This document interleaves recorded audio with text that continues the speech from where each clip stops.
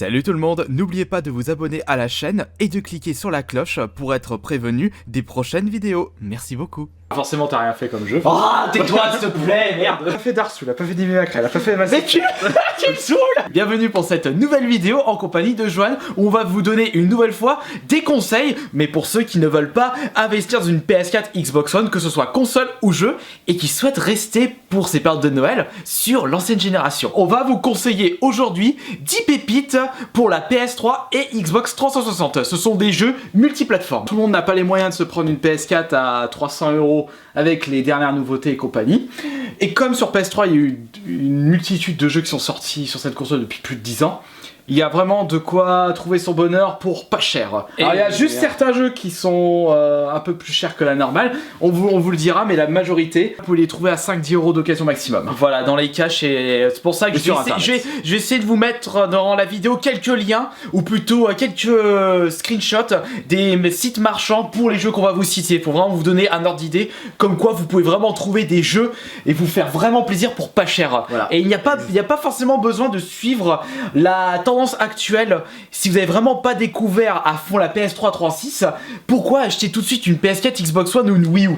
Autant continuer à découvrir des pépites qui sont sorties sur la PS3 3.6. Overlord 2, je vais le montrer en vidéo.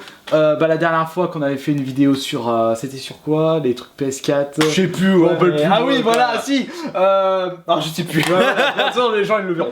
J'avais présenté ce jeu justement, Overlord 2. Vous prenez un Pikmin, vous prenez un Seigneur des Anneaux, vous mélangez les deux, vous obtenez Overlord. Donc en fait le but c'est un jeu de plateforme d'aventure à la 3ème personne. Semer la terreur et la destruction et tout. Bon en fait en gros vous êtes un Sauron. Vous avez des minions, des petits gobelins, et vous devez les utiliser pour attaquer vos cibles. Donc par exemple, vous avez toujours une petite troupe de par exemple 10 gobelins, et avec eux, par exemple, vous allez devoir déplacer des obstacles, récupérer des objets pour votre quelques phases d'énigmes alors.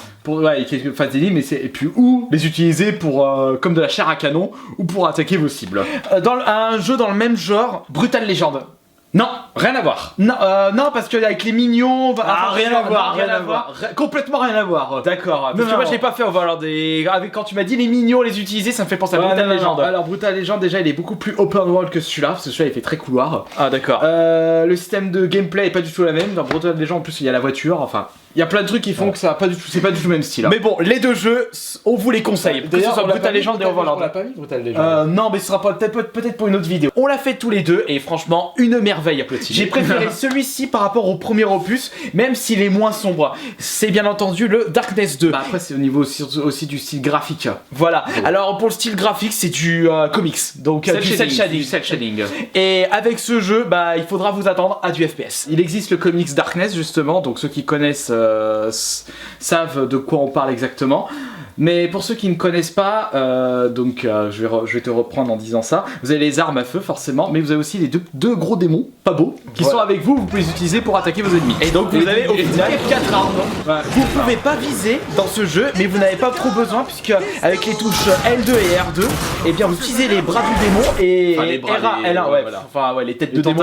Et L1, R1, ce sont les armes. Donc vous pouvez attaquer avec 4 armes entre guillemets en même temps. Et bon, par contre, c'est du bourrinage. Oui, c'est bourrin. Vous aimez le côté bourrin, vous allez adorer Darkness 2. Alors pour le jeu suivant, je vais vous présenter mon jeu de voiture préféré.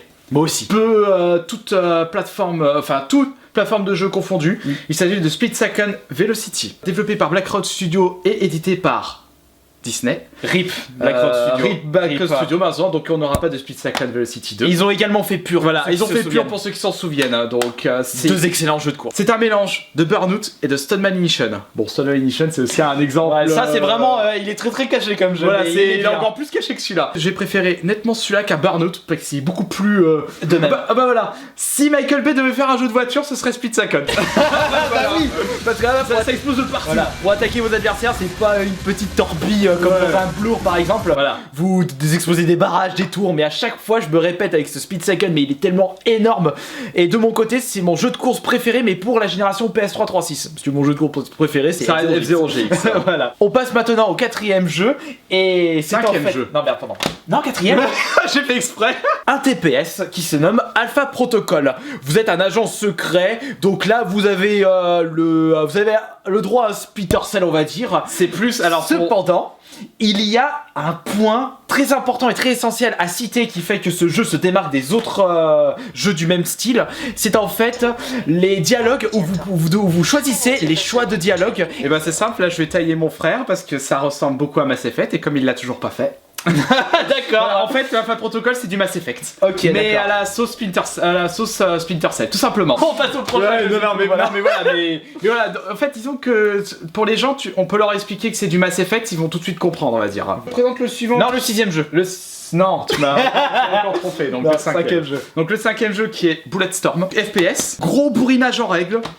Non, mais j'ai fait exprès. Où le but du jeu c'est de tuer avec style. Ça fait me rappeler Devil May Cry. The Club aussi. Ouais, mais attention, c'est pas le même genre de jeu de style que The Club ou Devil May Cry. Par exemple, vous avez devant vous des pics et un ennemi en face de vous. Vous lui mettez un coup de pied, il va aller dans les pics et puis vous aurez des points. Un bonus de points si vous avez fait un kill inédit, enfin ça si c'est la première fois, mais après vous gagnez moins de points, ce qui est logique. Donc il faut varier vos attaques. Donc par exemple, il y en a vous laissez les pics, l'autre vous allez lui tirer dans la tête, l'autre vous allez lui tirer dans le cul, voilà. Voilà. Moi je me souviens toujours d'un kill qui m'aura fait toujours triper. C'est avec le lasso.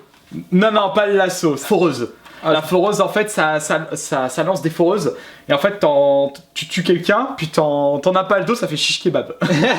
C'est ultra plaisant, c'est jouissif à mort. 6ème jeu maintenant. Alors pour ceux qui sont fans des Call of Duty Battlefield, enfin tout ce qui est jeu de guerre, attention c'est un TPS et non un FPS celui qu'on va vous présenter. Eh bien Spec Ops The Line se démarque des autres jeux de guerre par rapport à son mode histoire. Son scénario. Son scénario est magique. Ouais, bah disons que le scénario ça se rapproche plus de la réalité de la guerre. Parce que le problème de nos jeux vidéo d'aujourd'hui, c'est que la guerre, on vous présente ça, vous êtes des héros, vous allez détruire les méchants, libérer la veuve et l'orphelin, blablabla. Voilà, abat la dictature, voilà. Vous connaissez le...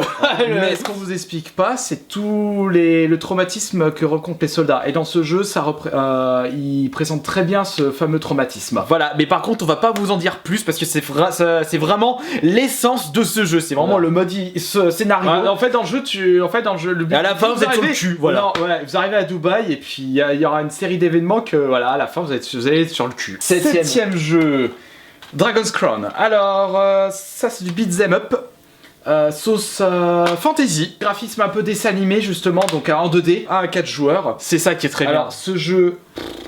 Que dire de ce jeu déjà il est excellent. Bah, t'as rien à dire. Déjà, non, que dire, j'ai rien à dire. Déjà rien à dire. Non, déjà que le jeu est excellent en lui-même. Avoir du beat'em up sur PS3, c'est très rare aussi. Parce que... Et attention, si tu parles pas des jeux remixés, hein, les jeux comme les compilations Mega Drive et compagnie, non. Attention, là c'est du beat'em up old school, c'est pas du beat'em up 3D comme un Devil May Cry. Bah ça reprend un peu Golden Axe, tout simplement. Même si vous jouez tout seul, vous pouvez prendre des bots avec vous qui vous aideront. Mais franchement, je le conseille. Alors malheureusement, c'est un jeu qui est assez rare et pour le trouver, faut y mettre le prix. Au suivant, 8ème jeu.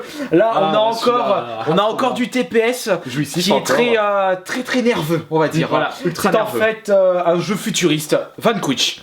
Et ce qu'il faut savoir sur ce jeu, bah, c'est vraiment tout le côté futuriste et le fait que vous pouvez vraiment vous déplacer très rapidement tout en glissant. Enfin, c'est vraiment tout ce qui est. C'est nerveux déjà. C'est très robotique, on va dire. Platinum Game qui a fait le jeu. Voilà, Platinum Game, c'est Bayonetta 2. Non, c'est Bayonetta. Bayonetta, il y a ça. Et c'est Transformers. Et c'est Tortue Ninja, mais laisse tomber. Non, je préfère penser à Bayonetta. Ouais, voilà. Très bon jeu, très dynamique. Voilà, alors à conseiller. Pour ce 9ème jeu, mon ovni préféré de la PS3, justement, Catherine. Ah, je sais, il y en a certains qui doivent dire ah, mais je connais Catherine. Ah non, moi je l'ai pas aimé, Catherine. Non, j'ai pas aimé le style. Oh, j'adore ce jeu et tout. Alors. Alors, ce jeu est T'as un une sale puzzle manie game. d'ouvrir tout le temps les boîtes à chaque Parce fois. que j'aime bien. Parce que j'ai besoin de malaxer quelque chose. C'est comme moi quand je caresse les boîtes des consoles. Oh mon dieu. Pas facile à prendre en main justement. C'est pour ça que je l'ai pas apprécié. Son gros point fort, bah déjà sa jouabilité qui est unique. Et surtout son scénario. Vous allez suivre Vincent, qui va devoir faire le choix de sa vie. Donc soit commencer à se marier, avoir des enfants avec sa copine qu'il connaît depuis longtemps. Un foyer et la routine qui s'installe. Ouais, la routine qui s'installe. Et la bidoche. Ou soit continuer à être un coureur de jupons, donc commencer à avoir sa maîtresse et compagnie. Et donc le jeu, c'est toi le joueur qui va choisit. Voilà, Qui d'accord. choisit, et en fonction de ce que tu choisis, Le mode histoire sera impacté. tu auras plusieurs fins. Il y a 8 fins dans le jeu. Donc faut les trouver. Donc, Lorsque j'ai vu quelques gameplays de celui-ci, ça me faisait penser à Kuroshi Final dans PS1. Ça a rien à voir, je crois, des c'est cubes, cool. tu vois les cubes qui se déplacent, là on monte donc. Ah d'accord, c'est Et pas... système de cubes. Alors le truc c'est que tu peux pas déplacer les cubes dans Kuroshi. Dans celui-là tu les déplaces. Et maintenant, le dernier jeu, mais je vais te le laisser parce que moi je l'ai pas découvert Parce que encore. forcément t'as rien fait comme jeu. Oh, Tais-toi, s'il te plaît, merde. Elle a pas fait Darsu, elle a pas fait Devil May Cry, elle a pas fait Mass Mais Effect. tu me saoules. Alors Bayonetta. Alors pour ceux qui connaissent Devil May Cry, c'est exactement le même style, où vous avez une nana, le stéréotype de la secrétaire à lunettes. Alors ouais, là tu peux pas faire plus stéréotype. ça y est. Préfère celui-là que Devil May Cry parce qu'il est plus nerveux.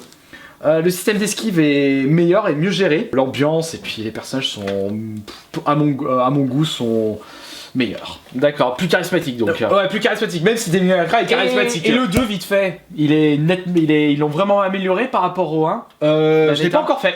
Ah Donc, oui, parce que j'ai pas de Wii U.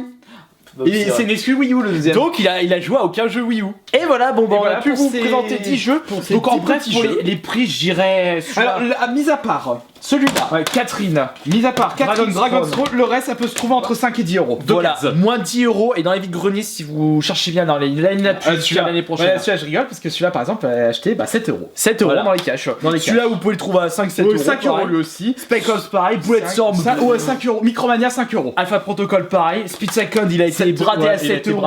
En Neuf, 9. Darkness 2 pareil, Overlord pareil. Ouais, de Valorant plus 10 euros. Par contre, mais ça voilà. c'est plus dans les 30 euros, mais si Ouais, vous voilà. cherchez bien, vous pouvez les trouver pour 20 euros. Exactement. Voilà, donc on vous a donné de bons conseils pour votre Noël si vous désirez rester sur votre PS3 ou Xbox 360. Et on se retrouve pour une prochaine Pour fois pour des prochaine fois. présentations de jeux vidéo. Moi je vous dis à demain pour la prochaine vidéo de la chaîne YouTube. Allez, salut. Ciao.